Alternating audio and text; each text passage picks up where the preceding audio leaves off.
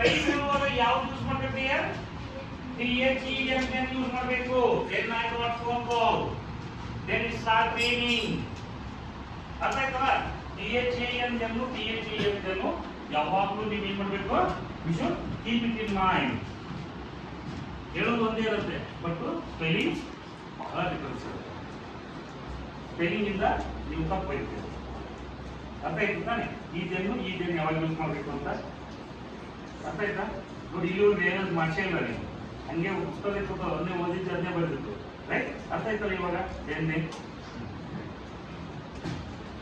ಹೀಗೆ ಇನ್ನೂ ಇದಾವೆ. ಈಗ ನೋಡು, ನಾ ನೋಡಪ್ಪ ಸ್ಮರಣ ಇದ್ದಾಳಪ್ಪ. ಸ್ಮರಣ ಹೆಸರು ಗೊತ್ತಿದೆ, ಸ್ಮರಣ ಹೆಸರು ತಗೊಂಡ್ಬಿಡ್ತೀನಿ. ನೋಡಿ ಇವಾಗ ಸ್ಮರಣ ಹಿಂಗೆ ಕೂತಾಳೆ.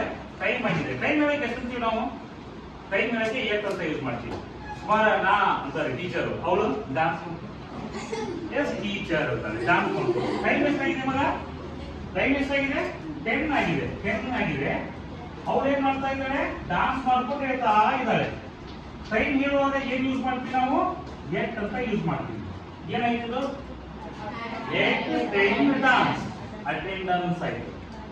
ಈ ಸ್ಪೆಲ್ಲಿಂಗ್ ಅನ್ನ ಕಲಿಬಹುದು. ಅರ್ಥ ಆಯ್ತು ತಾನೆ? ಈಗ ಸ್ಪೆಲ್ಲಿಂಗ್ ಅನ್ನ ಕಲಿಬಹುದು.